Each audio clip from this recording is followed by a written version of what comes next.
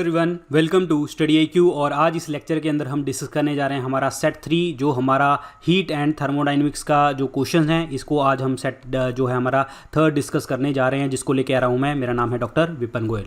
आप मुझे फेसबुक और इंस्टाग्राम के ऊपर भी फॉलो कर सकते हैं, this is my Gmail ID link. और टेलीग्राम ग्रुप के ऊपर आप ज्वाइन कर लीजिए डॉक्टर विपिन गोयल के नाम से। ट्विटर के ऊपर भी आप मुझे फॉलो कर सकते हैं। एंड GS कोर्स आप परचेज कर सकते हैं। ये हमारा थियोरी क्लासेस का पूरा फुल कोर्स है जो हमारा स्टडी IQ के ऊपर बेस्ट सेलिंग कोर्स है।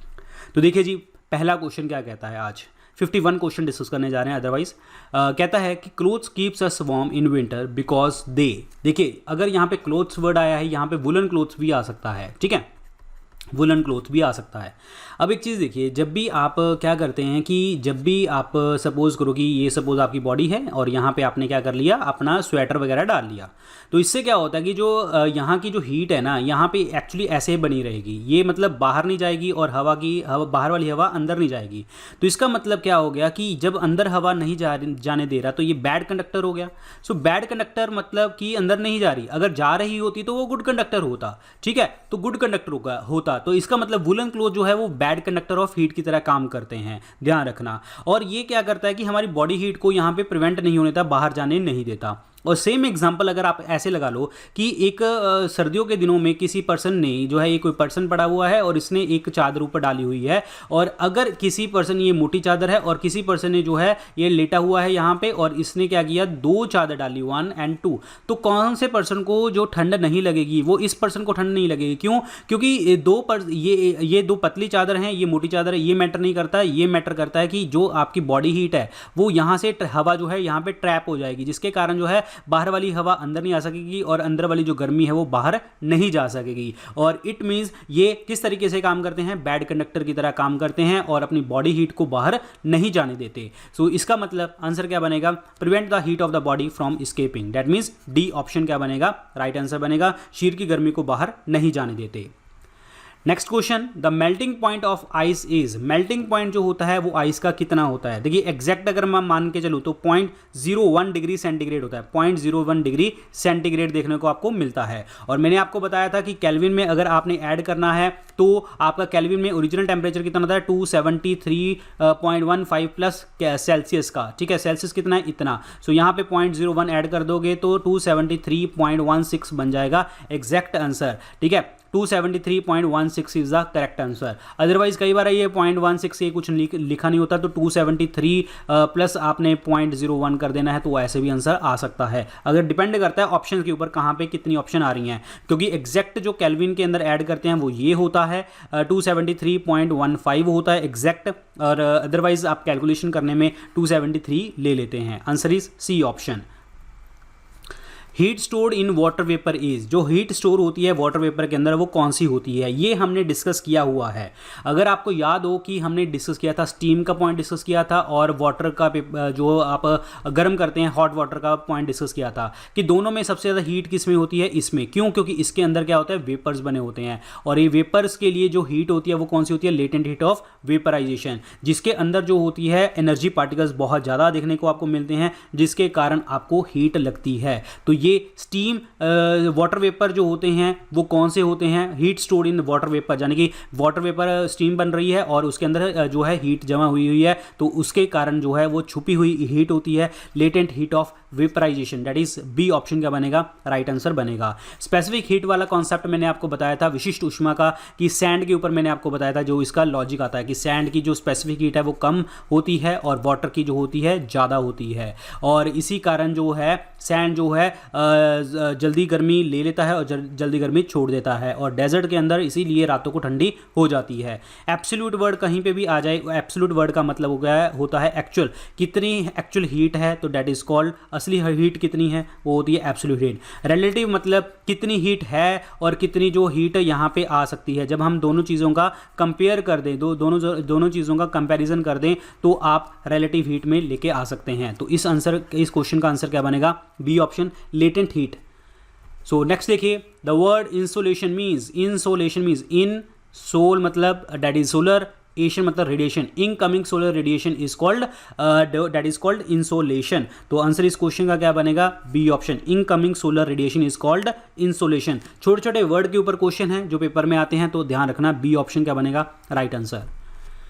The rate of cooling depends upon which factor. देखिए कोई भी अगर हीट हो रहा है, कोई भी अगर कूल हो रहा है, उसके सरफेस के ऊपर डिपेंड करता है कि अगर जितना बड़ा सरफेस उतना ही हीट, जितना ही बड़ा सरफेस उतना ही जल्दी कूल होगा। टेम्परेचर डिफरेंस में मैटर करेगा कि भाई तुम्हारा इस बॉडी का हीट टेम्परेचर कितना है और सराउंडिंग का टेम्परेचर कितना है, और ये कितना, जितनी बॉडी हीट ले रही है कितना बॉडी वो जो है छोड़ रही है, और कितना सरफेस है इसका, जितना भी अगर ज़्यादा सरफेस होगा तो बॉडी हीट ज़्यादा लूज देखने को आपको मिलेगी। तो किस चीज़ के ऊपर डिपेंड करेगा, तो रेट ऑफ डिफरेंस जो है कूलिंग डिपेंड करेगी temperature between the body and the surrounding से। बिल्कुल सही ऑप्शन है जी, ठीक है। Nature of the radiated surface, obviously बात है रेडिएटेड सरफेस का जो नेचर है वो कैसा है, जो सतह है वो कैसी है, रफ है, प्लेन है, डिपेंड करता है, तो वो भी आपका जो है कूलिंग डिपेंड करेगी।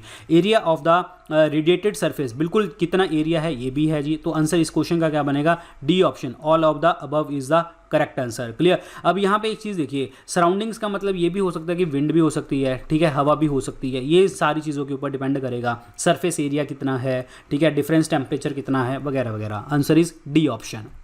Lake freeze in the cold water in winter living the water underneath at, क्या होता है, कहने का मतलब ये क्या कह रहा है कि जैसे ये मतलब लेक है, नीचे पानी जो जम जाता है लेकिन ऊपर पानी जो है आपका पानी की वाटर की फॉर्म में रहता है, ठीक है। अब इसका रीज़न क्या है, अब एक चीज़ देखिए, जो फ्रीजिंग होती है, जब भी फ्रीजिंग देखने को मिलती है, ठीक है, जो एक्चुअली ये क्या कहता है, अच्छा ये क्वेश्चन ये बोल रहा है कि lake freeze in cold winters in cold countries in winter. अच्छा ये कह रहा है कि जो ऊपर वाली है ये तो क्या हो गया, जम गया, ये जम गया, ठीक है, जाने के ये क्या हो गया, फ्रीज हो गया, जम गया मतलब फ्रीज हो गया। नीचे लेकिन क्या होता है, पानी होता है, आप मूवीज़ वगैरह में भी देखते हो वाटर होता है। अब एक्चुअली क्या होता है, इसका रीज़न क्या है, ये पानी जो है नीचे क्यों रह गया, ऊपर ही जो है, ऊपर बर्फ़ क्यों जमी, नीचे पानी क्यों ऐसे रह रहा है। अब एक चीज़ देखिए, जब भी फ्रीजिंग होती है, जब भी फ्रीजिंग होती है वो हमेशा ऊपर वाले सरफेस पे ऊपर देखने को आपको मिलती है, हमेशा टॉप ऑफ द लेक के ऊपर मिलती है फ्रीजिंग मतलब जमना, ठीक है। ये क्यों, क्योंकि जो पानी है, जो पानी है वो कोल्ड हो जाता है, मतलब कूल हो जाता है द 4 डिग्री सेल्सियस, यानी कि जो 4 डिग्री सेल्सियस के ऊपर जो है आपका पानी जो है कूल डाउन होने लग जाता है। अब एक चीज़ देखिए, जो 4 डिग्री सेल्सियस के ऊपर जो होती है सबसे ज़्यादा डेंसिटी देखने को आपको मिलती है, लेकिन 4 डिग्री से अलावा देखा जाए तो पानी जो है आपका कूल देखने को मिलेगा और जनरली एक्सपैंड करने लग जाता है। जब एक्सपेंशन देखने को आपको मिलेगी, जब आपको एक्सपेंशन देखने को मिलेगी, यानी कि 4 डिग्री से ऊपर और 4 डिग्री से नीचे, 4 डिग्री से ऊपर और 4 डिग्री से नीचे, तो क्या होगा, पानी एक्सपैंड करने लग जाएगा, जिसके कारण जो है पानी डेंस होता जाएगा और जो है कूलिंग, जो पानी है वो आपका जो आई मीन टू से डेंस होता जाएगा, पानी डेंस होता जाएगा। फॉर एग्जांपल एक चीज़ देखिए, इन शॉर्ट हम देखिए, हमने एक पॉइंट डिस्कस किया था, 2-3 चीज़ें हमने डिस्कस करी थी, क्या जो वाटर की डेंसिटी है वो 4 डिग्री के ऊपर मैक्सिमम है, ठीक है, ये डिस्कस किया था। अब 4 डिग्री से अगर हम नीचे जाते हैं तो पानी एक्सपैंड करता है, पानी एक्सपैंड करेगा तो डेंस जो होगा वो कम हो जाएगी। 4 डिग्री से अगर हम ऊपर जाते हैं तो भी डेंसिटी क्या हो जाएगी, कम हो जाएगी। तो मतलब क्या आने का मतलब, इन दोनों कंडीशन में पानी क्या करेगा, एक्सपैंड करेगा, फैलेगा, ठीक है, ये पानी क्या करेगा, एक्सपैंड करेगा, फैलेगा, जिसके कारण जो है वो बर्फ नहीं होगा। तो सेम यही तो बात कह रहे हैं कि जब यहाँ पे फ्रीज बोला है, हमने एक पॉइंट डिस्कस किया था, फ्रीजिंग पॉइंट, ठीक है। फ्रीजिंग पॉइंट का मतलब क्या होता है, ऐसा टेम्परेचर जब लिक्विड से सॉलिड बन जाता है। अभी आपने प्रीवियस लेक्चर में हमने डिस्कस किया था कि एक ग्लास की बोतल है, उसके अंदर हमने पानी डाल दिया और बाहर रख दिया, और जिसके कारण जो है ये पानी की बोतल जो है जम जाएगी, अंदर पानी जम जाएगा और ये बाद में टूट जाएगा। रीज़न टूटने का क्यों होगा, क्योंकि इसका फ्रीजिंग पॉइंट बढ़ जाए, मतलब फ्रीजिंग पॉइंट के ऊपर आपके लिक्विड सॉलिड में और एक्सपैंड करने लगेगा, जिसके कारण ये टूट जाएगा। तो सेम यही बात कह रहे हैं कि जो वाटर लेक होती है, लेक का जो ऊपर वाला पानी होता है वो 4 डिग्री के ऊपर आके जो है वो जम जाता है, यहाँ पे 4 डिग्री सेंटीग्रेड हो जाता है, मतलब यहाँ पे बर्फ जो है जम जाती है और नीचे जो है चीज़ें नहीं पहुँच पाती, और जिसके कारण टेम्परेचर डिफरेंस के कारण, डेंसिटी डिफरेंस के कारण जो है ये आपका पानी जो है नीचे पानी वाला रहता है और ऊपर बर्फ जम जाती है। तो ये किस टेम्परेचर के ऊपर देखने को मिलता है? 4 डिग्री सेंटीग्रेड के ऊपर देखने को मिलता है। सो इसी कारण जो है लेस डेंसिटी वाली जो चीज़ होती है, जो मतलब लेस डेंसिटी वाली चीज़ नीचे है और बर्फ जो है ऊपर चली जाती है। ठीक है, तो मतलब ये ध्यान रखना कि 4 डिग्री के ऊपर जो बर्फ जम जाती है, तो यही कॉन्सेप्ट है मेनली। ठीक है, तो आंसर लिखिए आगे। The density of one water is 1 gram per cubic centimetre. इस 1 है, ठीक है, ये एक 1 है, it's not I, it's 1 gram per cubic centimetre is it's strictly valid at, अभी हमने डिस्कस किया था क्या, 4 डिग्री सेंटीग्रेड के ऊपर। 4 डिग्री से नीचे जाएंगे, 4 डिग्री से ऊपर जाएंगे तो वाटर जो है एक्सपैंड करेगा। Answer is B option. Water की डेंसिटी यहां पे मैक्सिमम देखने को मिलती है। A white and smooth surface is, क्या होता है? देखिए, एक होता है ब्लैक सरफेस और एक होता है वाइट सरफेस। ब्लैक कपड़े हम गर्मियों में इसीलिए नहीं पहनते क्योंकि black is a good absorber और रिफ्लेक्टर जो होता है वो कम होता है, रिफ्लेक्ट नहीं करता, बाहर जो है हीट नहीं निकलती।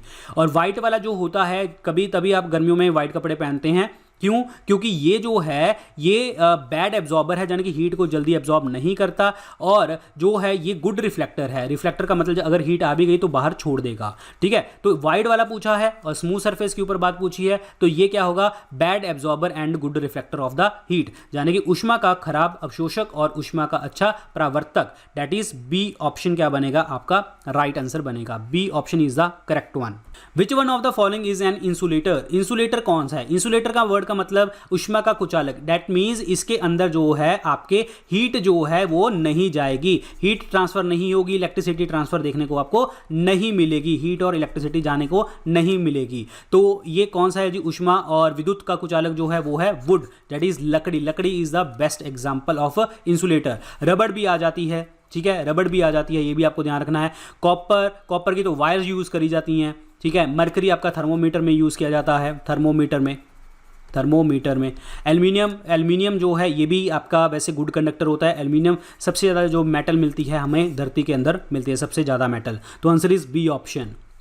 नेक्स्ट क्वेश्चन देखिए, burns caused by steam cause much more irritation than the those caused by boiling water, because मैंने आपको अगेन बताया है कि स्टीम के अंदर क्या होती है? छुपी हुई ऊष्मा होती है, हीट जो होती है vaporisation, latent heat of vaporisation इसके अंदर देखने को आपको मिलती है। Steam has the latent heat of vaporisation, very important, again B option is the correct one.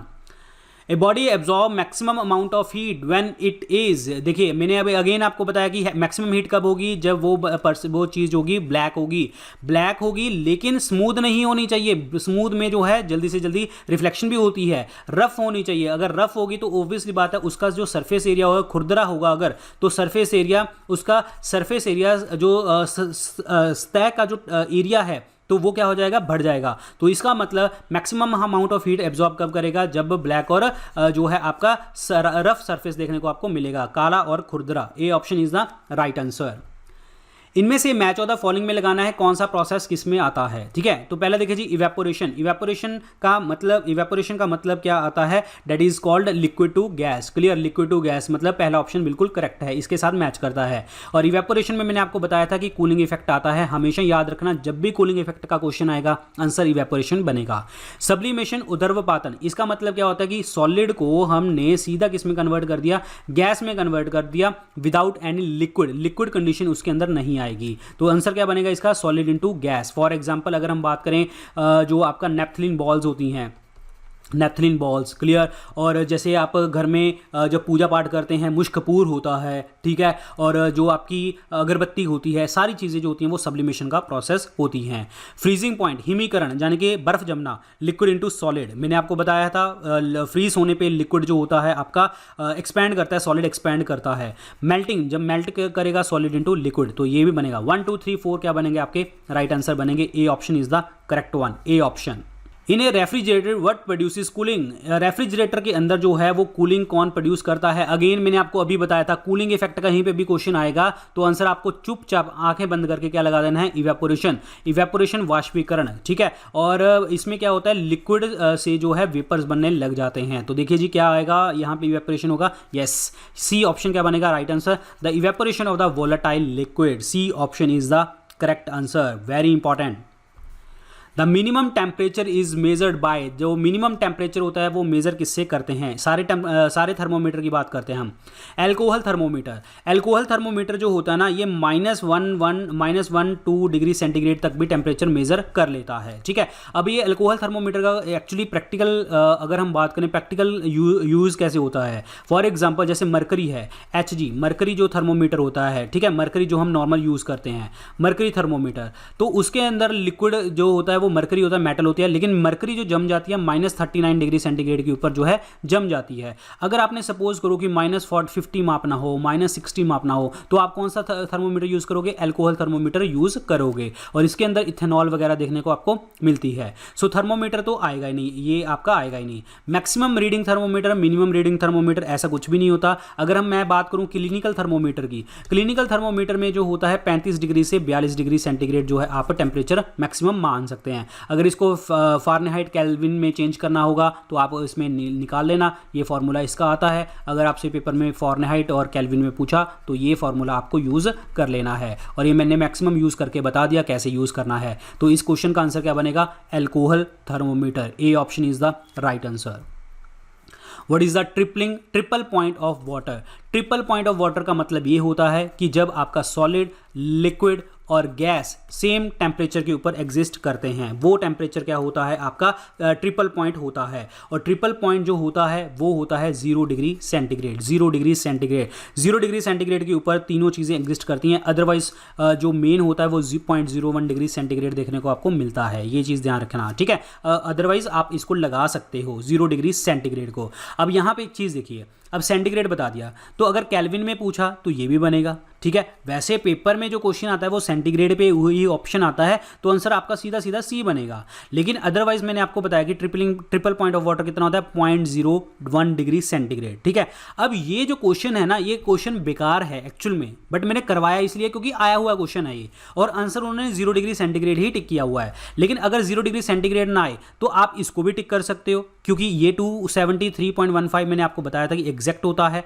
लेकिन एग्जैक्ट जो ट्रिपल पॉइंट होता है वो 0.01 डिग्री सेंटीग्रेड होता है, तो यहाँ पे ये भी ऑप्शन है, यानी कि केल्विन में 0.6 की, क्योंकि यहाँ पे अगर 273.15 को 0.01 से ऐड करोगे तो 16 बन जाएगा। तो मतलब तीनों ही आंसर बन सकते हैं, लेकिन मोस्ट प्रोबेबल यहाँ पे जो आंसर है वो ए और सी बनता है, ठीक है, ए और सी बनता है। लेकिन अदरवाइज ट्रिपल पॉइंट हम जो कैलकुलेट करते हैं तो वो सेल्सियस में होता है, तो आंसर इसलिए सी ऑप्शन बनाया है। लेकिन डिपेंड करता है ऑप्शंस के ऊपर, सी भी हो सकता है, केल्विन भी हो सकता है, कुछ भी ऑप्शन वहां पे आ सकती है, तो आपने उसको कैलकुलेट करके वैसे ही आंसर निकाल देना है। और 100 डिग्री सेंटीग्रेड क्या होता है, बॉइलिंग पॉइंट होता है, मतलब बॉइलिंग पॉइंट यहाँ पे होता है। और फ्रीज जो हो जाता है वो 0 डिग्री सेंटीग्रेड पे ही हमने बता दिया। और plus one more thing is boiling हो गया, फ्रीजिंग हो गया। डेंसिटी किसके ऊपर मैक्सिमम होती है, यानी कि आपका घनत्व 4 डिग्री सेंटीग्रेड के ऊपर वाटर का, तो answer is C option. When the water freezes its density, ये देखो जी फिर वही क्वेश्चन, मतलब डिपेंड करता है क्वेश्चन की जो वैल्यू है वो चेंज कर दी इन्होंने बोल दिया वाटर फ्रीज कर गया, उसकी डेंसिटी क्या हो जाएगी। अरे भाई जब डेंसिटी क्या होता है, mass upon volume.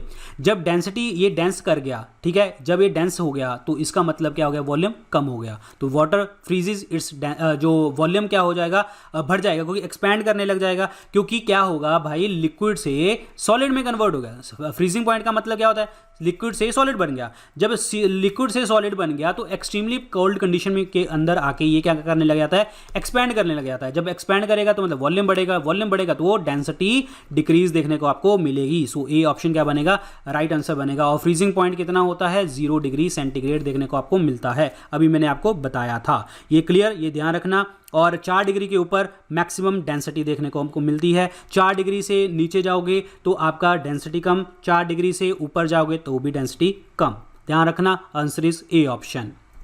Next question देखिए क्या कहता है, ये क्वेश्चन क्या कहता है कि अच्छा एक चीज़ देखिए यहाँ पे मैंने आपको बताया था डेंसिटी, हाँ डेंसिटी वाला कॉन्सेप्ट बताया था। 4 डिग्री के ऊपर जाएंगे तो डेंसिटी कम, 4 डिग्री के नीचे जाएंगे तो डेंसिटी ज़्यादा। 4 डिग्री के ऊपर अगर हम बात करें तो डेंसिटी क्या होगी, मैक्सिमम हो जाएगी, ठीक है। 4 डिग्री से अगर नीचे जा रहे हैं, 4 डिग्री से अगर ऊपर जा रहे हैं तो डेंसिटी आपकी क्या हो जाती है, मिनिमम हो जाती है। जब मिनिमम हो जाएगी तो वॉल्यूम क्या हो जाएगा, इंक्रीज कर जाएगा। ये चीज़ ध्यान रखिए, ठीक है। तो ये क्लियर होना चाहिए। तो इसका मतलब यहाँ पे जो फ्रीज कर रहा है तो डेंसिटी क्या हो जाएगी, कम हो जाएगी। Option is A. Woollen clothes protect the body from the cold because, again वही चीज़ आ गई कि ये क्या करता है, बॉडी हीट को प्रिजर्व करके रखता है और जो है गुड कंडक्टर ऑफ हीट नहीं है और ये अपने बॉडी हीट को बाहर जाने से रोकता है। So it is a poor conductor of the heat. So B option क्या बनेगा, राइट आंसर बनेगा। Low temperature cryogenics find application in, cryo word जहीं कहीं पे भी आ जाए वहाँ पे लो टेम्परेचर का मतलब आएगा, यानी कि निम्न तापमान की बात आएगी। तो ये आपको याद कर लेना है कहाँ पे यूज़ होता है, स्पेस ट्रैवल में यूज़ होता है, सर्जरी में यूज़ होता है, मैग्नेटिक लेविटेशन में यूज़ होता है, चुंबकीय उत्तोलन में यूज़ होता है। एक्चुअली ये ट्रांसपोर्टेशन का एक प्रोसेस होता है, ट्रांसपोर्टेशन का आपको जाना नहीं है इतनी दूर, बट अदरवाइज ट्रांसपोर्टेशन का एक प्रोसेस होता है। तो इसमें जो आंसर बनेगा वो ए बनेगा जी, A is the correct answer. Clear. और क्रायो प्रिजर्वेशन भी आपको पेपर में पूछा जाता है, क्रायो प्रिजर्वेशन, ठीक है। ये क्रायो प्रिजर्वेशन -190 डिग्री सेंटीग्रेड तक भी पहुंच जाती है, ये ध्यान रखना। तो इतना माइनस में चला जाता है। Answer is A option. Next है the unit of temperature adopted by SI, यानी कि स्टैंडर्ड इंटरनेशनल यूनिट जो है, इज द सेल्सियस और the Kelvin scale. It is based on, ये किस चीज़ के ऊपर बेस करता है, क्योंकि ये बेस करता है जी ट्रिपल पॉइंट ऑफ वाटर, जो आपका पॉइंट जो है आपका ये माइनस नहीं है, ये चीज़ ध्यान रखना, माइनस नहीं है, मतलब हाइफन दिया हुआ था 0.0 डिग्री सेंटीग्रेड के ऊपर, ये माइनस नहीं है, ये भी माइनस नहीं है, ध्यान रखना, ये भी माइनस नहीं है, मतलब इसको जो हाइफन देते हैं ना इस तरीके से वो दिया हुआ था। 0.01 डिग्री सेंटीग्रेड के ऊपर ट्रिपल पॉइंट होता है, इसीलिए जो है आप इस चीज़ के ऊपर ये बेस्ड होता है। और प्लस अगेन ट्रिपल पॉइंट क्या होता है, जहाँ पे सॉलिड लिक्विड और गैस जो है सेम टेम्परेचर के ऊपर एग्जिस्ट करते हैं। तो answer is C option is the right answer. The temperature of the boiling water in a steam engine में बी हाई बिकॉज, देखिए जी फिर वही क्वेश्चन आ गया कि ये क्यों होता है, क्योंकि उसके अंदर जो है आपका वेपराइजेशन हो जाता है। वेपराइजेशन के कारण जो है स्टीम इंजन के अंदर जो है आपका, जब प्रेशर कुकर के अंदर जो है प्रेशर बढ़ जाता है, जिसके कारण ये चीज़ें देखने को आपको मिलती है। तो आंसर इस क्वेश्चन का क्या बनेगा, C option, there is a high pressure inside the boiler.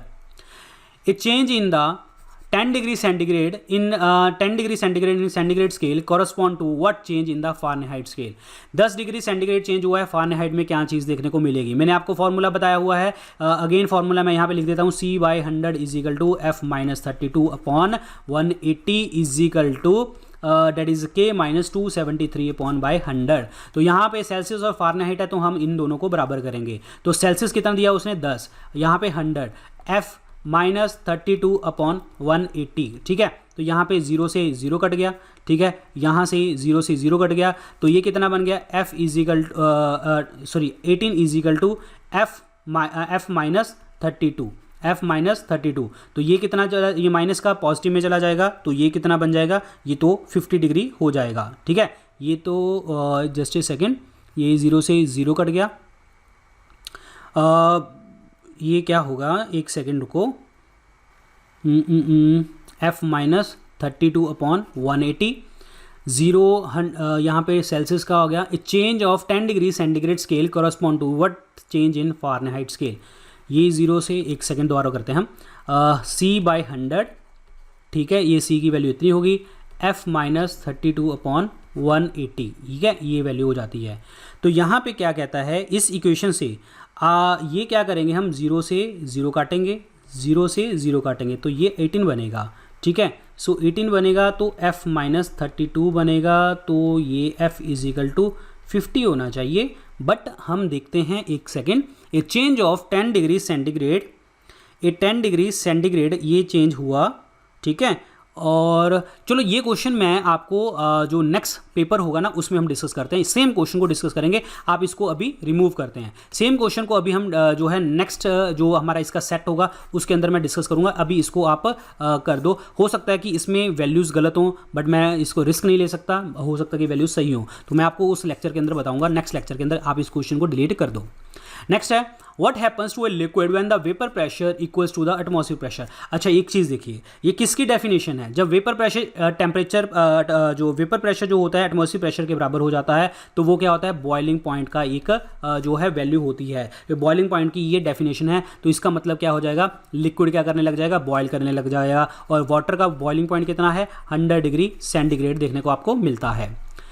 On heating frozen food in a sealed pouches in a microwave, why do you first poke holes in the pouch. अच्छा, ये क्या कह रहा है कि जब हम माइक्रोवेव में कोई भी चीज़ गर्म करते हैं तो उसके अंदर कोई भी पाउच रखते हैं ना, तो उसके अंदर आप होल्स कर देते हो। जैसे कि आप अगर पोटैटो रखो, आलू रखो, ठीक है, या फिर एग रखो, या कोई भी चीज़ ऐसे रखो जो बंद होगी, ठीक है, तो आप उसमें हमेशा होल्स करोगे। अगर आप पैकेट भी लेके आए हो तो भी आप उसमें होल करोगे। रीज़न क्या है कि जब माइक्रोवेव में माइक्रोवेव्स इसके अंदर जाएंगी तो ये गर्म हो जाएगा, पोटैटो एग वगैरह गर्म हो जाएगा, बट ये क्या करेगा, जब गर्म होगा तो एक्सपैंड करने लग जाता है। क्या करने लग जाता है? एक्सपैंड करने लग जाता है। अगर एक्सपैंड करने में इसकी जो है सरफेस एरिया ना हुआ, तो अगर ये बंद हुआ तो क्या करेगा, ये सारी चीज़ को तोड़ देगा, मतलब वहाँ से पूरा बर्स्ट आउट हो जाएगा। तो इसी कारण जो है ये सारा का सारा जो चीज़ें होती हैं हम इसके अंदर होल करते हैं, ताकि जो है आपका अंदर जो है हीट प्रॉपर तरीके से जाती जाए, ठीक है। तो इसीलिए हमेशा हमेशा हम क्या करते हैं कि इसके अंदर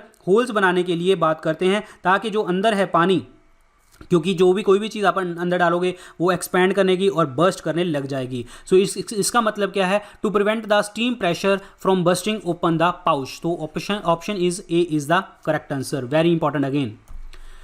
soldering of two metals is possible due to the property of. Soldering का मतलब होता है टांका। टांका का मतलब क्या होता है कि जब दो चीज़ों को आप धातुओं को मिलाते हो, ठीक है। सोल्डरिंग के अंदर हम दो चीज़ें यूज़ करते हैं, टिन और लेड यूज़ करते हैं। टिन और लेड का इस्तेमाल करते हैं, ये सोल्डरिंग के चैप्टर में डिस्कस करेंगे हम उसमें केमिस्ट्री में।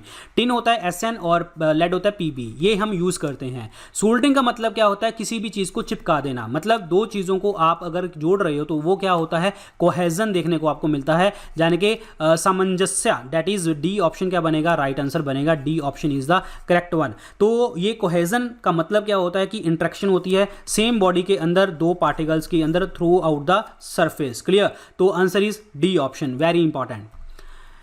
To measure very high temperature वो यूज़, कि हम टेम्परेचर को मेजर करते हैं तो क्या चीज़ यूज़ करते हैं। देखिए मैंने आपको बताया था मरकरी थर्मोमीटर जो है आपका, वैसे जो हम क्लिनिकल थर्मोमीटर यूज़ करते हैं 35 से 42 डिग्री सेंटीग्रेड तक आप यूज़ करते हो। और प्लेटिनम रेजिस्टेंस थर्मोमीटर जो होता है ये एक ऐसा थर्मोमीटर है जो टेम्परेचर के अकॉर्डिंग जो है वो रेजिस्टेंस को भी पैदा कर देता, मतलब रेजिस्टेंस को भी मेजर करने में हेल्प करता है।